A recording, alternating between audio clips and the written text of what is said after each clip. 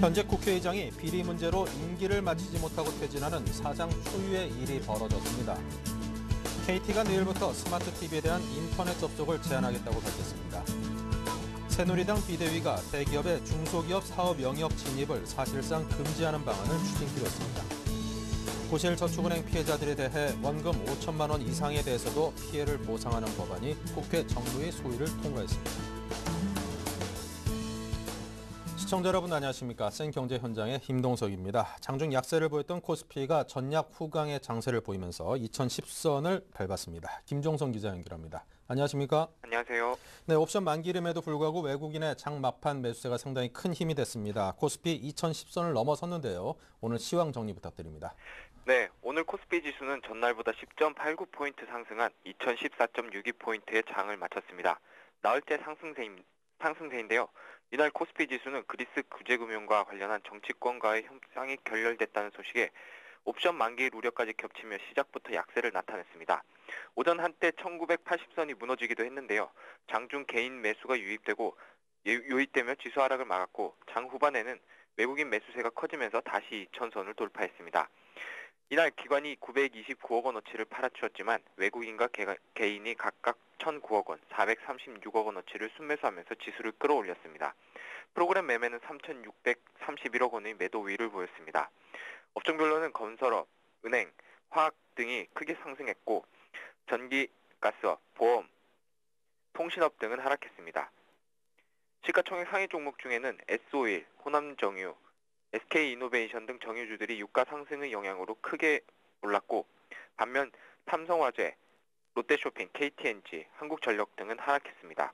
특히 지난해 영업이익이 크게 증가했다는 실적 발표에 힘입어 OCI가 8% 이상 강세를 보였고 최근 상승세를 지속하던 증권주들은 자본시장 통합법 개정안이 국회 처리가 무산될 가능성이 높다는 전망에 하락했습니다. 이날 상한가 22개 종목을 포함해 441개 종목이 올랐고 하한가 2개 종목 포함 376개 종목이 떨어졌습니다.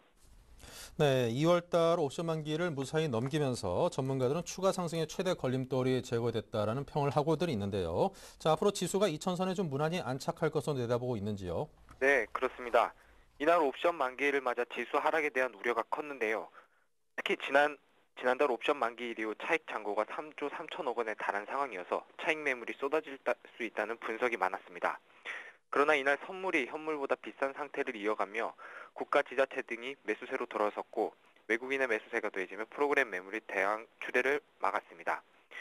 이날 옵션 만기일을 무사히 넘기면서 코스피 지수의 추가 상승에 대한 걸림돌은 어느 정도 사라진 상황입니다. 전문가들은 3월 지수 옵션 동시 만기일이 부담스럽지만 현재로서는 유럽 등의 강한 유동성 덕분에 지수가 추가 상승하면서 2000선에 안착할 가능성이 높은 것으로 판단하고 있습니다. 심상범 대우증권연구원은 외국인이 매수세가 강하게 들어온 시점이 지난해 12월 말인데 이는 유럽 중앙은행의 장기대출 프로그램 시행 시점과 일치한다며 2월 말쯤 장기대출 프로그램이 한 차례 더 집행될 경우 흘러넘치는 유동성이 또 한 번 국내 시장으로 들어올 가능성이 크다며 코스피가 상승세를 이어가 2000포인트대에 무난히 안착할 수 있을 것으로 내다봤습니다. 네, 자 실적 시즌이 이어지면서 오늘도 주요 기업들의 지난해 실적 발표가 있었는데요. 특히나 이제 GS가 영업이익이 30% 이상이나 오르고 또 금융지주사들의 순이익도 일제히 증가한 것으로 이렇게 발표가 됐군요. 네, 그렇습니다. 지난해 GS의 영업이익은 자회사 GS 칼텍스의 실적 호전에 힘입어 30% 이상 급증했습니다. 또 KB금융지주는 지난해 당기순이익이 15배나 수직 상승한 것으로 나타났습니다. GS는 국제회계기준 KIFRS 기준으로 지난해 매출액이 36.05% 늘어난 8조 4,934억 원, 영업이익은 30.87% 늘어난 9,304억 원을 기록했다고 밝혔습니다. 반면 당기순이익은 17.32% 줄어든 8,101억 원으로 집계됐습니다. GS는 지난해 자회사인 GS 칼텍스의 수출 확대, 석유화학과 윤활유 사업 실적의 호전에 따른 이익 증가로 매출과 영업이익이 큰 성장세를 보였다면서 2010년 GS 리테일의 자산 매각에 따른 일회성 비용이 반영됐기 때문에 기저효과로 지난해 당기순이익은 감소했다고 설명했습니다. 고려아연은 아연, 연, 금, 은, 동 등 원자재 가격의 상승과 주요 제품의 판매량이 늘어나면서 영업이익이 43%나 늘어났습니다. 아시아나항공은 지난해 매출액이 전년보다 5.8% 증가한 5조 3,310억 원으로 사상 최대를 기록했습니다. 그러나 영업이익과 순이익은 각각 39.7%, 93.2%나 급감했습니다. 이날 금융지주사들의 실적 발표도 이어졌는데요. 신한금융지주는 지난해 그룹의 연간 순이익이 15.5% 늘어난 3조 1천억 원을 기록했다고 밝혔습니다. 지난 2008년 이후 4년 연속 금융업계 최고 실적입니다. 신한금융지주 관계자는 그룹의 선제적이고 지속적인 자산 건전성 관리를 통해 대손 비용이 전년보다 크게 줄었다며 은행은 물론 카드, 보험, 증권 등이 견조한 수익성을 유지하고 있다고 설명했습니다. KB금융지주는 연간 순이익이 2조 3,730억 원으로 전년보다 무려 1,518.71%나 늘었는데요. KB는 2010년에 자산 건전성 개선을 위한 보수적 충당금 적립이 있었고 경영 효율성을 높이기 위해 희망퇴직 관련 일회성 비용이 발생했었다며 지난해에는 여신 부문의 성장으로 수익성이 회복되고 자산 건전성이 개선돼 당기 순이익이 큰 폭으로 늘었다고 설명했습니다. 네, 자 지금까지 증시 관련 소식을 김종성 기자와 함께 했습니다. 실적이 좋아진 우리 기업들 증시 상승에도 큰 견인차 역할을 해주길 기대를 해보겠습니다. 감사합니다. 고맙습니다.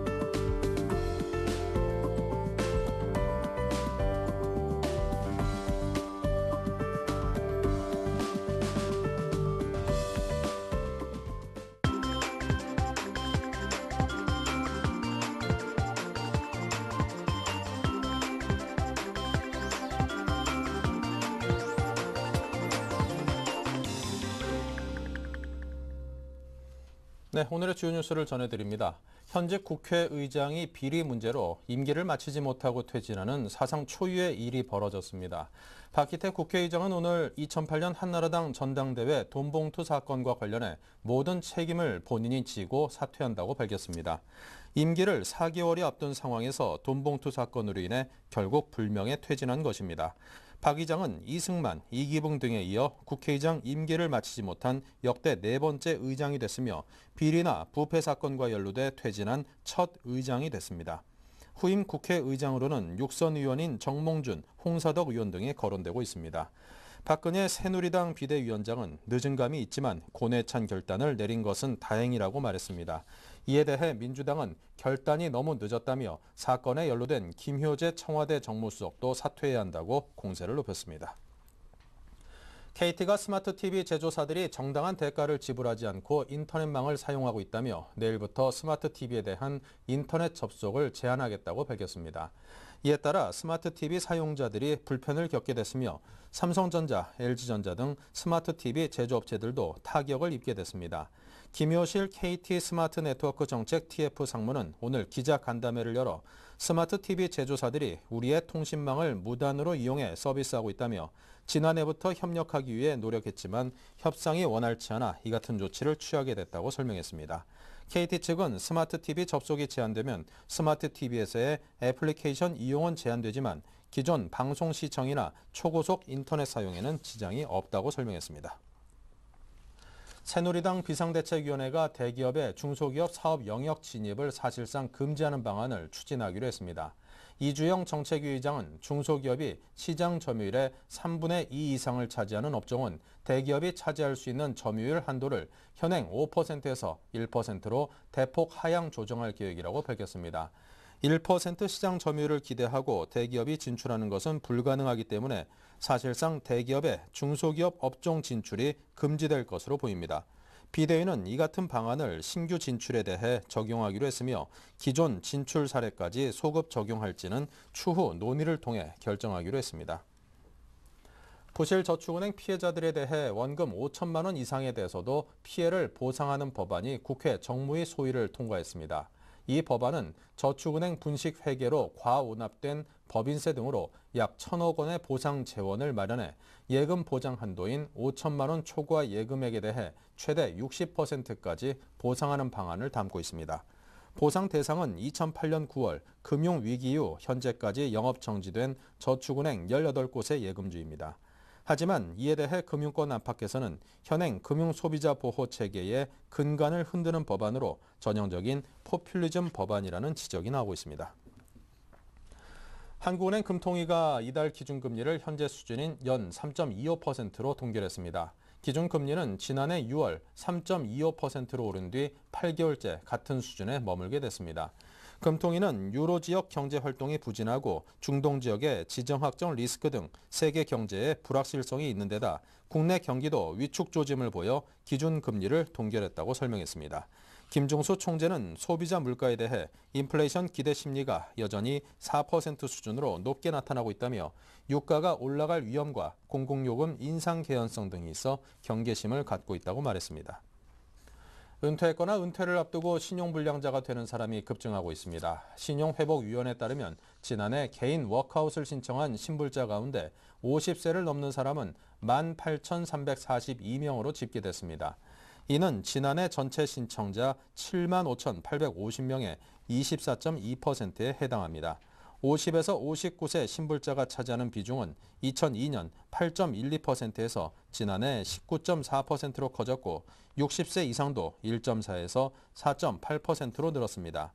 신복이는 교육비, 주거비 등 돈 쓸 곳은 많은데 직장을 잃거나 퇴직한 은퇴 인구와 사업에 실패한 자영업자가 늘어난 것으로 풀이된다며 신불자의 부채 규모도 커지고 있는 추세라고 말했습니다. 네, 카드 수수료 문제가 정치권으로까지 번지고 있습니다. 국회가 이번 임시국회에서 법안 개정을 통해서 수수료를 인하하겠다고 나섰는데요. 관련 카드업계의 반발도 당연히 만만치 않습니다. 이유미 기자 연결합니다. 안녕하십니까? 네, 안녕하세요. 네, 오늘도 국회 정무위에서 카드 수수료 문제가 논의되고 있다고요? 네, 그렇습니다. 현재 국회에서는 영세 상공인에게 우대 수수료율을 적용하고 가맹점 간 수수료 차별을 금지하는 내용을 담은 여신 전문 금융업법 개정안 9개가 제출돼 있는 상황인데요. 국회 정무위원회는 어제 관련 개정안을 하루 종일 논의했고, 하지만 여야가 합의점을 찾지 못해서 지금 현재도 개정안을 놓고 여야 간 힘겨루기가 계속되고 있습니다. 하지만 여당과 야당은 이미 이번 주 초 소상공인 대표들과 만나 카드 수수료율을 1.5%까지 내리겠다고 밝힌 바 있어서 오늘 전체 회의에서 합의안을 마련할 가능성이 높습니다. 네, 이 카드 수수료 문제가 이번 임시국회에서 핵심 쟁점으로 떠오르고 있는 배경이 무엇일까요? 지난해부터 이해 당사자인 소상공인 단체들이 대기업 카드사와 정면 대결을 선언했는데요. 여기에 병의원, 약국, 최근에는 정치권까지 가세하면서 카드사들을 강하게 압박하고 있습니다. 현재 대기업 카드사들은 매년 2조 원대의 단기 순이익을 실현하고 있는데도 대기업에 비해 서민업종에는 높은 신용카드 수수료를 부과하고 있는데요. 예를 들어서 대형마트 등은 1.5%의 수수료를 내고 있는데 반해서 서민 소상공인 업종인 임의용 요식업, 숙박업 등 중소 가맹점의 수수료율은 2.0에서 3.5%로 가맹점의 규모나 업종에 따라서 불균형을 초래하고 있습니다. 이에 따라 소상공인 단체들이 카드 수수료 인하를 요구하면서 지난달부터 카드 가맹점 해지운동 돌입을 선언한 데 이어 그동안 각기 움직이던 중소기업과 소상공인, 직능단체들이 연합해서 공동전선을 구축하고 있는데요. 최근에는 직능경제인단체 총연합회와 유권자 시민행동이 카드업계 1위 업체인 신한카드를 대상으로 수수료율을 인하하지 않을 경우에 오는 20일부터 신한카드 결제를 거부하겠다고 선전포고까지 했습니다. 여러 가맹점이 단결해서 특정 신용카드를 거부하는 집단행동에 나서는 것은 이번이 처음입니다. 네. 자, 아무래도 이제 뭐 총선을 의식한 정치권의 그런 액션이 아닌가 싶은데요. 자, 그것은 뭐 당연한 문제인 것 같고요. 자, 그렇다면 이제 카드사의 입장에 대해서 좀 여쭤보도록 하겠습니다. 이 카드 수수료가 만약에 1.5%까지 내려가게 된다면 이 카드사들의 수익에도 큰 타격이 있지 않을까 싶은 생각이 드는데요. 어떻습니까? 네, 그렇습니다. 금융감독원에 따르면 지난해 상반기 7개 전업카드사가 기록한 가맹점 수수료 총수익과 당기순이익은 각각 4조 956억 원과 1조 500억 수준인데요. 정책권의 의도대로 모든 가맹점 수수료율을 1.5%로 조정하면 업계 순이익은 9,829억 원이 줄어드는 것으로 추산됩니다. 이를 제외하면 결국 카드사가 본업인 심판을 통해 벌어들인 순이익은 682억 원에 불과합니다. 결국 한 개 카드사가 벌어들이는 이익이 평균 100억 원도 안 된다는 얘기인데요. 더욱이 여기에는 일회성 이익이 포함되어 있어서 이를 감안하면 카드사가 가맹점 사업을 통해 벌어들이는 실질 이익은 적자가 날 수도 있는 실정입니다. 이 때문에 카드사들은 수수료를 일괄적으로 1.5%로 인하할 경우 마케팅 비용을 줄여야 하고 이는 소비자 혜택 축소로 이어질 수밖에 없다는 주장입니다. 또 카드사들이 지난 5년에 걸쳐 매년 카드 수수료를 인하해온 만큼 더 이상 수수료를 인하하기가 버거운 것도 사실입니다. 네, 자, 지금까지 금융부 이유미 기자를 통해서 카드 수수료 문제 또 이와 관련된 업계 상황을 정리해 들어봤습니다. 감사합니다.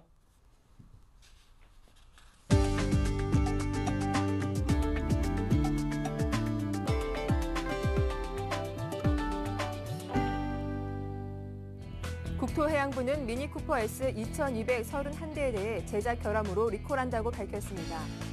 리콜 대상은 지난 2007년 3월 1일부터 작년 1월 18일 사이에 BMW 영국 공장에서 제작된 차량들입니다.